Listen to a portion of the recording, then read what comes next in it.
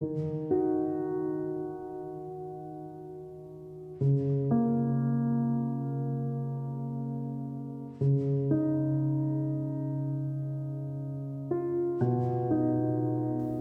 and my husband, we got into drugs.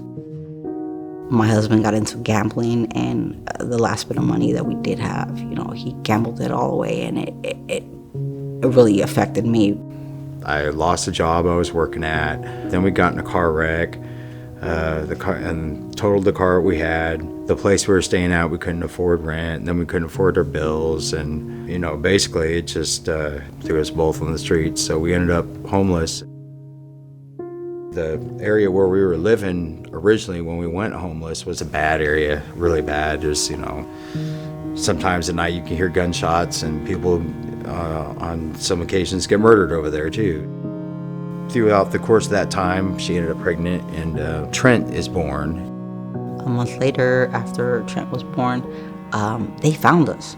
So the cops were there, so was DHS, and then they wanted to make sure that he was okay. So they had an ambulance waiting for us, and they said that they couldn't check him out there, so they tricked us of going to St. Francis, and we stayed there about 5 hours, and then they let us know that we couldn't leave with Trent.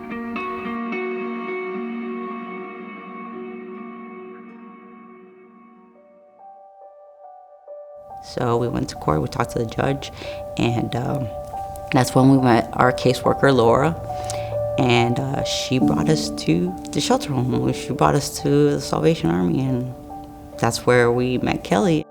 When they first came to us, they were together physically, but when it came to the emotional aspect of marriage and the mental, spiritual aspects of marriage, they weren't quite there. But being homeless for a year and a half can really take its toll on a family, and so they were broken.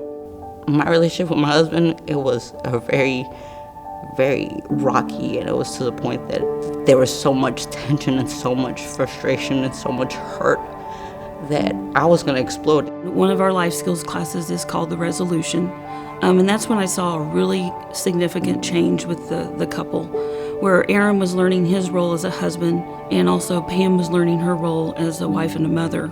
Although they were working individually on those things, they started coming together as a couple again.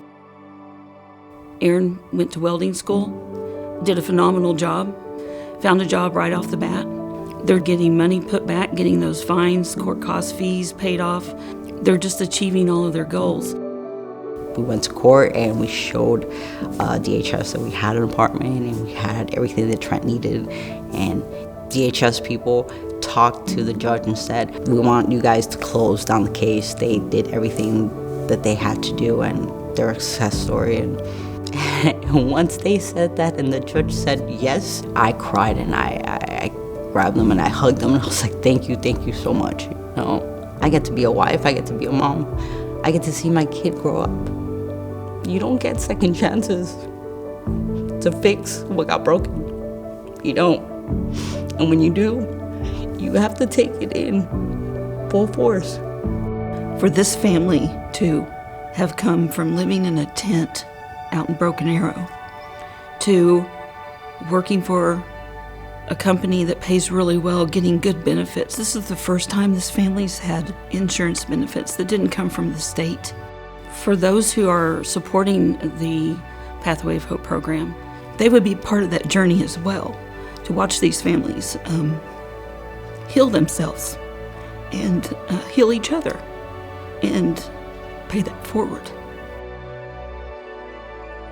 It gives hope.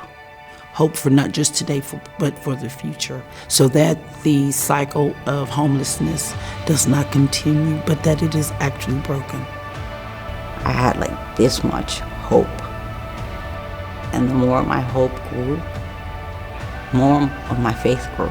We're extremely appreciative of everything that the Salvation Army has done for us, because a lot of this stuff we really couldn't have done without the Salvation Army and the Pathway of Hope program. The words thank you can't be enough for what Pathway of Hope program and for Kelly and for Dawn and everybody in the Salvation Army does for people.